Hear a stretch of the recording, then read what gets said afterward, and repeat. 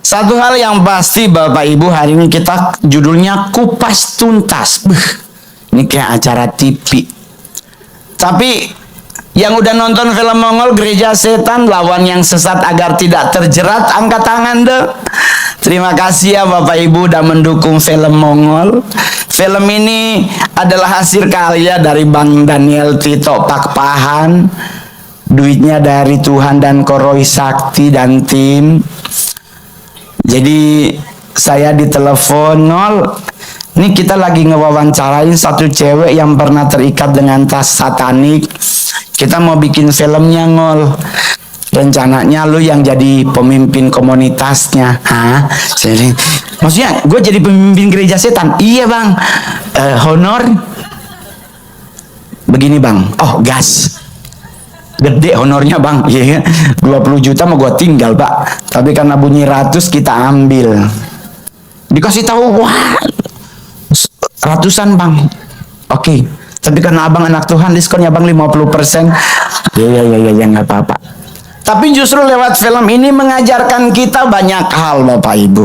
Bahwa di akhir zaman mendekati masa kedatangan Tuhan, kita akan diperhadapkan dengan banyak hal Bapak Ibu. Banyak hal yang akan kita hadapi. Sekarang kita udah dengar akan ada sesar Cimahi akan terbuka di saat gempa nanti. Mumetlah orang Bandung. Wah, kita pindah kemana? Nanti Jakarta akan tenggelam dengan megatrust. Orang mikir, wah kira pindah Bogor ah. Akhirnya tanah Bogor jadi mahal. Ya kan, karena ternyata fluid area air udah mulai masuk. Kita mendengar hal-hal seperti ini yang muncul. Tapi kita tidak menyadari bahwa ternyata kita digerogoti dari jalur dalam. Kalau bencana alam gak usah nunggu tsunami. Udah dari kapan tahun udah ada tsunami Bapak Ibu. Gempa bumi udah dari kapan tahun. Gunung meletus sudah dari kapan tahun. Tapi yang paling kita harus khawatirkan tuh penggerogotan iman. Yang menggerogoti kita dari mana? Itulah yang disebut para penyesat dunia. Nah, penyesatan yang paling berbahaya adalah yang ada di dalam. Yang kita harus waspadai sekarang mulai banyak timbul. Bikin gereja baru, tidak mau bergabung pada satu induk. Dia pingin sendiri. Karena kenapa? Dia pingin kasih tahu firman secara liberalisme. Padahal firman itu kalau kita bikin jadi liberal, jadi kemana-mana Pak. Jadi orang nanya, terus gimana kalau sebagai mantan penyesat? Ya, mau gimana lagi? Emang udah itu, udah kata Tuhan, bukan kata Mongol. Jadi jangan berpikir bahwa penyesatan itu hanya jualannya Mongol. Wah biar dia laris lagi. Enggak, saya stand up komedian Pak. Saya enggak jualan penyesatan. Saya jualan stand up 15 menit 150 juta. Ya, hari ini aja gue 30 menit. Berarti 300 ya. Stand up lebih enak Pak. Thank you, gua mau ngelucu nggak lucu lunas. Tapi saya sebagai mantan penyesat, saya ingin teman-teman agar tidak tersesat. Oleh sebab itu, salah satu syarat supaya tidak tersesat adalah bergereja, berjemaat. Amin. Jangan jadi gereja Kristen belalang pelompat. Jangan kalau orang Manado bilang gereja mana Mongol, gereja Kristen kesana kemari. Kesana kemarin ntar giliran mati balik ke gereja lama. Nah, nggak boleh. Anda yang hari ini hadir belum punya jemaat gereja, bergabung dengan GBI CK7 Kemayoran.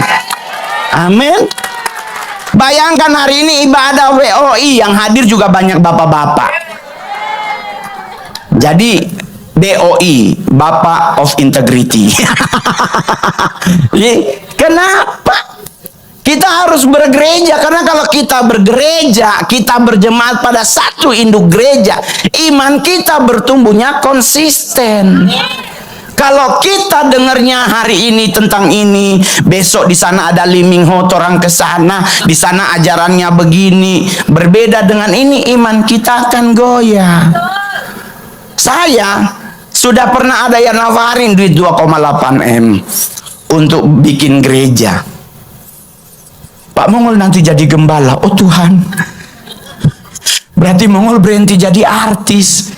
Ya, kecil penghasilannya. Orang tanya, kenapa nggak gereja kecil penghasilannya? Secara duniawi, Pak, Ibu, lebih enak jadi artis. Famous di mana-mana, orang minta foto angle kiri, angle kanan. Ibu-ibu itu paling banyak. Oh Tuhan, kalau dia coba foto, kalau dia coba selfie. Ih, Bang Mongol agak gemuk, kayaknya kanan deh, Kang. Kalau so gemuk aja, Pak. Ibu-ibu jangan pakai ribet macem-macem. Dari kita kupas tuntas tentang penyesatan. Saya bacain dulu buat teman-teman semuanya untuk mengamankan diri. Benar tidak bahwa penyesatan itu ada? Kita buka Matius 18 ayatnya yang ke-7. Hanya satu ayat. Matius 18 ayatnya yang ke-7. Kita baca sama-sama. 1, 2, 3. Celakalah dunia dengan segala penyesatannya. Memang penyesatan harus ada, tetapi celakalah orang yang mengadakan. Sekarang Lukas 17 ayat 1. Ayatnya sama. Kali itu di perjanjian baru. Kita baca lebih enak. Lukas 17 ayat 1, 1, 2, 3. Yesus berkata kepada murid-muridnya, tidak mungkin tidak akan ada penyesatan, tetapi celakalah orang yang mengadakannya. Berarti penyesatan itu ada. Siapa yang bilang? Yesus yang bilang, Pak. Bukan Mongol yang bilang. Yesus yang bilang kepada murid-muridnya bahwa penyesatan itu ada, tetapi celakalah yang mengadakannya. Dan Anda boleh cek baik-baik, googling pulang rumah, semua yang membuat penyesatan itu ada, matinya nggak ada yang enak. Ada yang matinya lompat bunuh diri, ada yang disuntik mati, ada yang ditembak. Tetapi anak-anak Tuhan yang membangun gereja, meninggalnya enak. Amin. Kecuali di Manado, di Manado. Oh Tuhan, kalau di Manado ada orang meninggal, pujian di depan jenazah, nice to meet you. Aduh, kasihan Kak, kalau memang hidup dalam Tuhan, meninggal muka folding Shekinah glory. Oh keluarga, kelar dia keluar ke belakang, dia langsung bilang, aduh tuh jenazah, DP sepatunya smer. Baru depan peti mati dipuji, keluar sana katanya sepatunya nggak disemer. Ada yang paling absurd, ngana tahu Ron, DP jas dia gunting. Kok bisa ketahuannya jas digunting di belakang? Karena nggak muat sama jenazah. Gitu. Jadi semua yang melakukan penyesatan hidupnya pasti akan celaka. Itu bukan kata Mongol, kata Yesus. Anda boleh lihat di Alkitab banyak orang yang keluar yang membuat hal-hal seperti apa? Bangun menara Babel, itu juga bagian dari penyesatan kan? Tapi coba meninggalnya ngenes hidupnya. Mending dalam Tuhan. Meninggal dalam Tuhan enak Bapak Ibu. Ya kan, kalau meninggal disuntik mati, siapa yang mau melayat? Yang ada cuman boleh 8 orang, satu pendeta baru orang dari, ya kan? Kalau meninggalnya ditembak, yang 12 orang yang nembak. Tapi yang nembak benar pelurunya kan konon kabarnya 12, hanya satu yang benar ada pelurunya. Nah ini kan kasihan yang mau ditembak, yang mana nih ya? Gua bisa tiarap nggak gitu nih? Penyesatan yang paling luar biasa adalah, ini namanya area penyesatan. Ada 3 Bapak Ibu. Namanya penyesatan yang berlaku di dalam. Penyesatan yang ada di dalam kekristenan sendiri. Ada banyak hal-hal yang luar biasa yang terjadi saat ini. Menurut Mongol nggak logik Bapak Ibu. Bawa Alkitab, bawa firman tapi nyeleneh. Iya toh? Ada yang baptis selam tapi ngerokok oke, nggak boleh. Ya kan? Rokok dilarang tapi vape boleh. Ya kan? Itu ada. Karismatik, Pak. Nggak apa-apa ngol, soalnya kan bukan tembakau, air mata lu. Vape lu kalau air, mending lu bikin kopi, bos. Ada suaranya.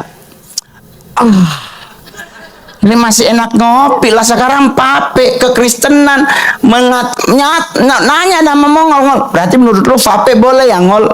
Saya sebagai jemaat GBI, saya berdiri pada kebenaran firman. Yang keluar asap, Tuhan akan marah.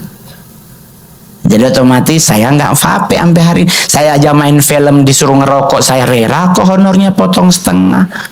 Yang penting saya jangan ngerokok. Kenapa? Saya dulu perokok, Pak. Lahir baru ditinggal. Tahu-tahu ada film, saya harus jadi perokok. Rokoknya cerutu lagi. Oh Tuhan, begini besar. Orang Manado bilang tataba kendis. Kendis tuh apa namanya? Lesung pipit.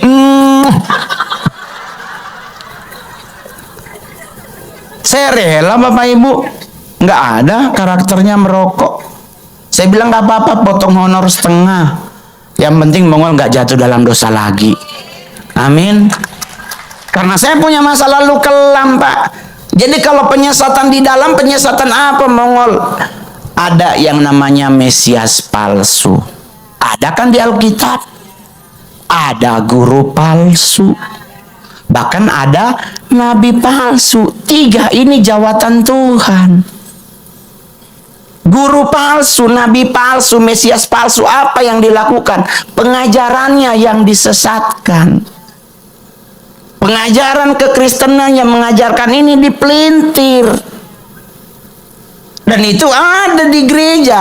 Rokok nggak boleh, tapi vape boleh. Itu. Terus kalau soal baptis yang benar selam percik. Saya kebetulan lahir barunya karismatik. Jadi saya baptisnya selam. Tapi kalau Anda yang hari ini, Kak Mongol saya baptis percik.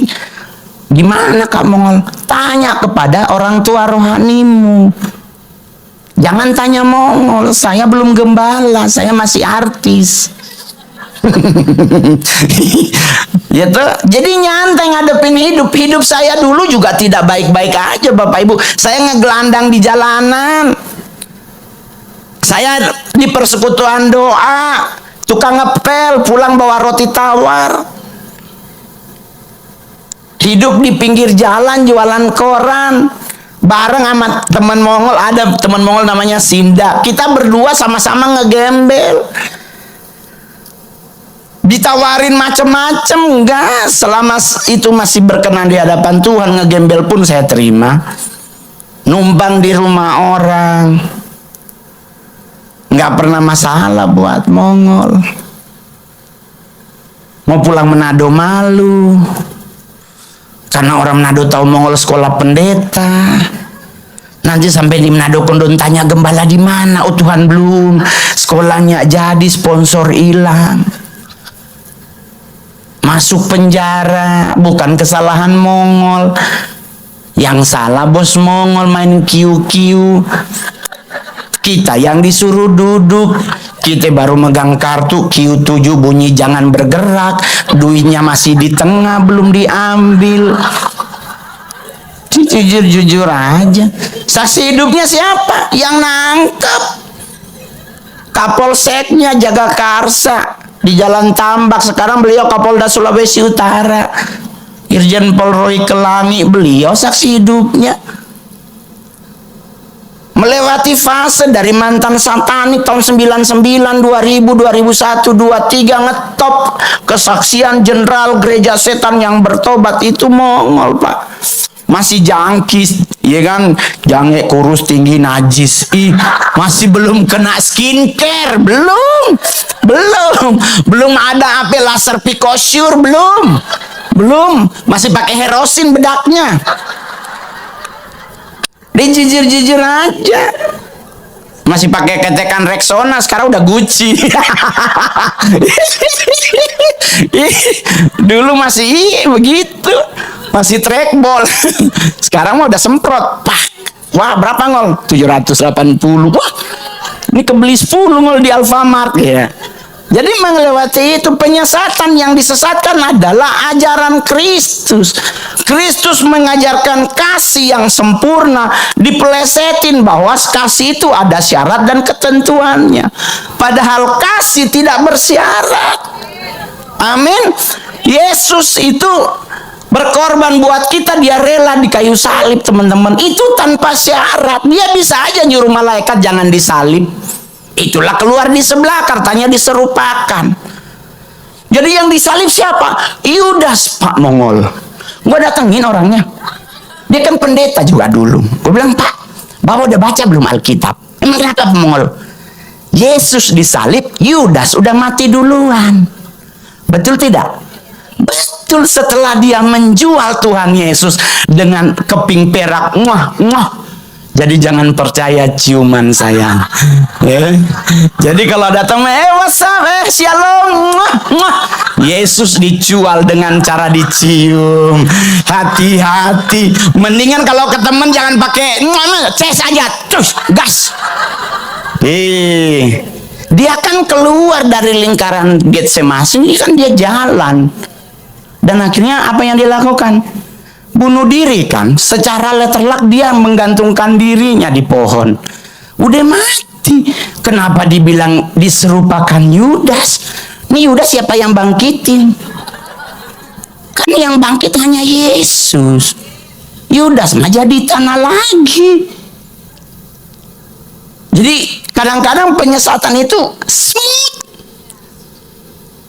ini kan sekarang contohnya, jadi kita kalau di gereja bagaimana? Silahkan pakai baju yang sesuai dengan kehendak diri, kehendak Tuhan dan kemampuan uang. Kalau Anda nggak mampu beli Prada, ibu-ibu ya, beli April aja. Bisnis April ada di TikTok, Mbak. Ada, serius. Jangan memaksakan diri Anda harus punya sepatu Louis Vuitton. Kalau emang cocok Buk Cherry, gas aja. Kenapa? Karena kita kalau pakai sepatu Buk Cherry, sepatu Crocs, nggak sakit hati kalau dia hilang, keinjek tai ayam gitu. Kan ibu-ibu kalau udah mau jalan kan, iya ya ampun dia nggak tahu ada tai sapi situ, nggak sakit hati, Pak. Cuman 300, diskon 20, kedip mata foto bersama dapat lagi 10%. Itulah tas Mongol. Saya punya banyak Louis Vuitton sampai 200. Saya punya 22 Hermes. Sekarang tas 200.000. Karena ternyata pakai tas Hermes, seoriginal apapun tasnya, kalau mukamu tidak mengkondisikan, nggak ada yang percaya, Pak. Nggak ada. Nggak ada, bos. Saya, Bu. Saya kalau udah pakai tas mahal gitu. Saya masih ingat banget itu kasus mau pulang Manado, ada acara angkatan udara, ada Pak Kasau ke Manado. Jadi kita udah Mongol pas malam itu beli Gucci. Ya ampun Tuhan Yesus. Sonde Gucci mahal pergi di Mantos. Ngajak temen nongkrong di Starbucks, kun teman tanya, gagak sekali Kang Mongol, di Ambas ini, di Ambas. Sayang ini Plaza Indonesia punya, ya mungkin Mongol. Padahal sumpah demi Tuhan Yesus, Mongol beli di Plaza Indonesia. Orang kita member VIP. Jadi kalau pulang Manado pakai palsu, Pak. Bapak Ibu yang hadir orang Manado besok semua Desember pakai Gucci palsu, karena itu akan jadi hak milik mereka setelah balik Jakarta. Yodo Manado pepukulan, aduh rupa gagak kasih tinggal Joni, nanti ngana beli ulang. Tinggalin palsu 300 di Ambas, ada lantai 1 naik selantai. Itu beneran dari Hong Kong, bener. Dia cuman beda di benang doang. Dia nggak apa-apa, di Wantex juga jadi. Jadi penyesatan itu kayak yang paling berbahaya tuh yang ada di dalam.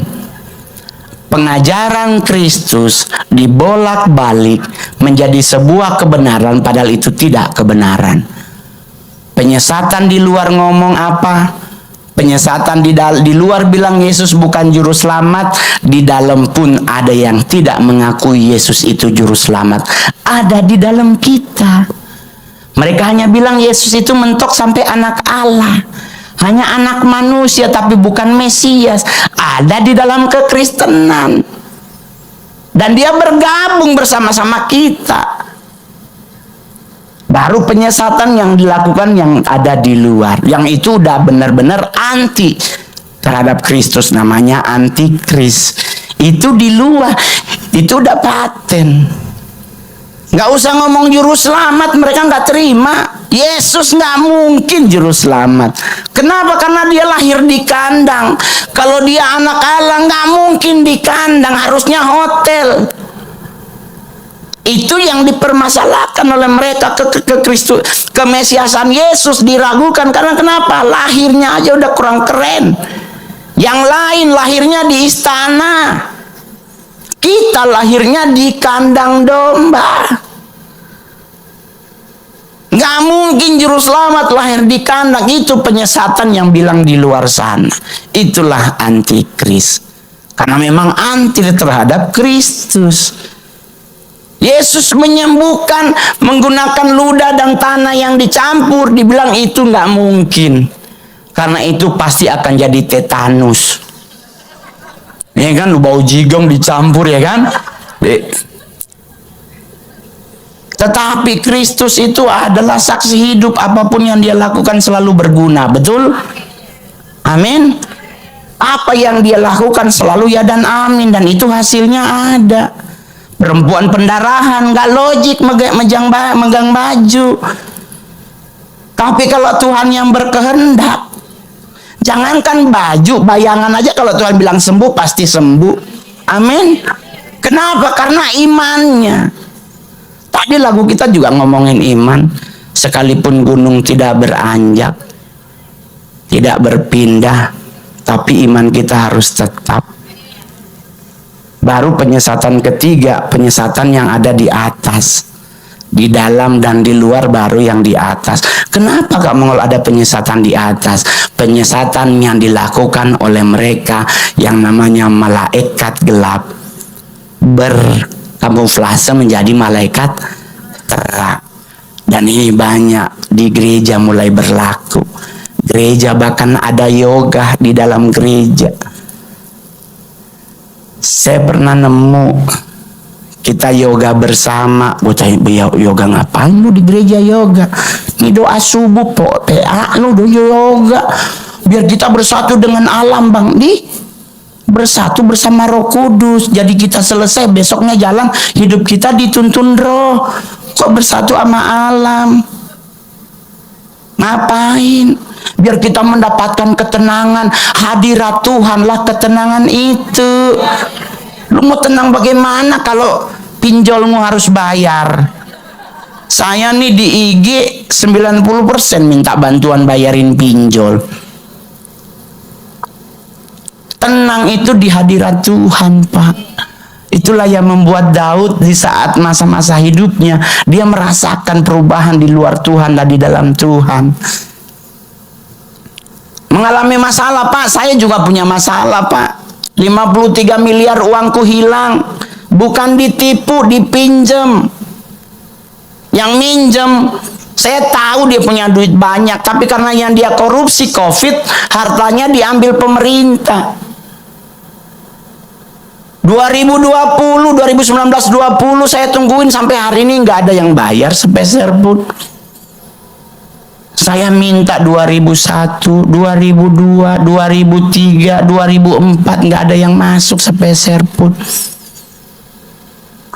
2005 saya pulang dari Jepang. Saya liburan di Jepang, liburan tahun baru. Nyampe Jakarta saya ke penjara langsung ke Pondok Bambu. Saya datang, saya samperin ibunya. Bu, tahun Yobelku berlakukan dalam hidup ibu. Hah? Maksudnya ngol? Utang ibu kuputihkan. Tuhan Yesus memberkati, mohon izin pulang. Ibunya yang nangis, gua santai. Orang bilang, nih Orang PA duit 200.000 aja diumumin di Facebook, dia 53 diputihin. Kalau nggak saya putihin, stroke Mongol, Pak. Otak gua mikirin duit terus. Total dia nggak bisa nyanyi sebab Tuhan baik.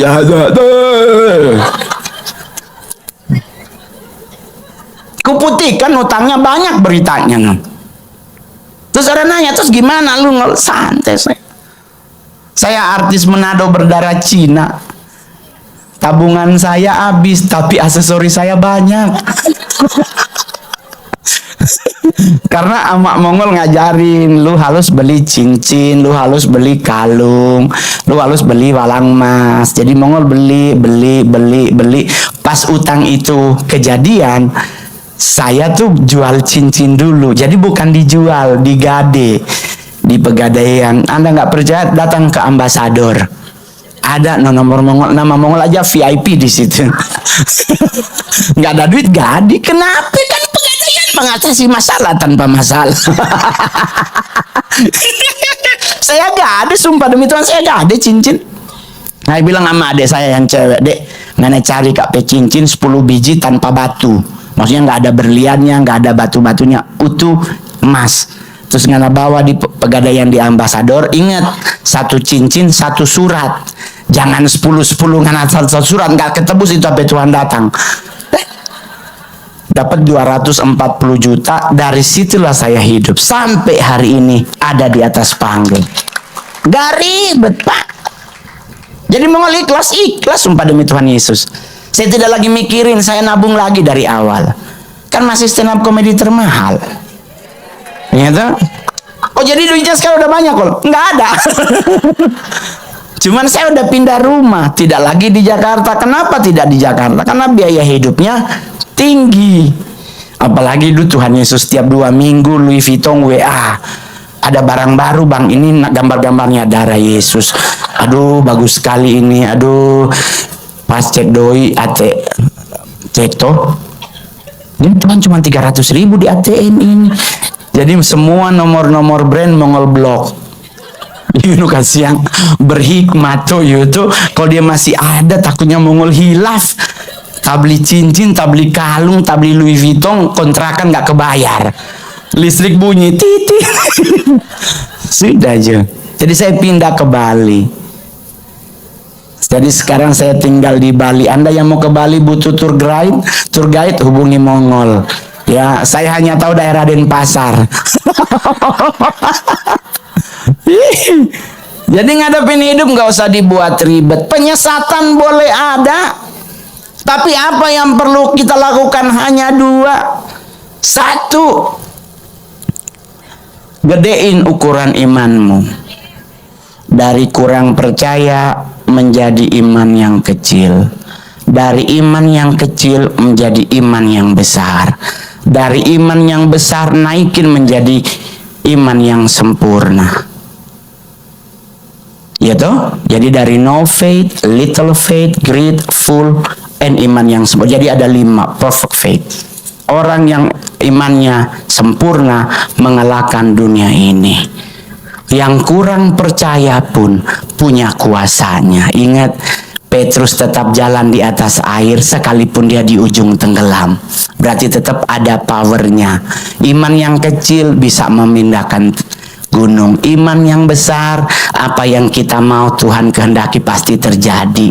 Iman yang penuh adalah orang seperti Stefanus. Dia tahu masa hidupnya aman dalam Tuhan karena surga terbuka di saat dia ditimpuk batu. Iman yang sempurna melewati hidup dengan santai. Amin. Baru yang lakukan kedua apa? Perbesar daya imanmu. Jangan hanya jadi anak Tuhan, hamba Tuhan, sahabat Tuhan. Naikin jadi prajurit Kristus. Karena level prajurit Kristus adalah level yang bisa menjadi mempelai Kristus. Iman yang anak kecil, sahabat anak Tuhan, hamba Tuhan, mentok cerai iman yang manja. Tuhan berkati hidupku, minta terus.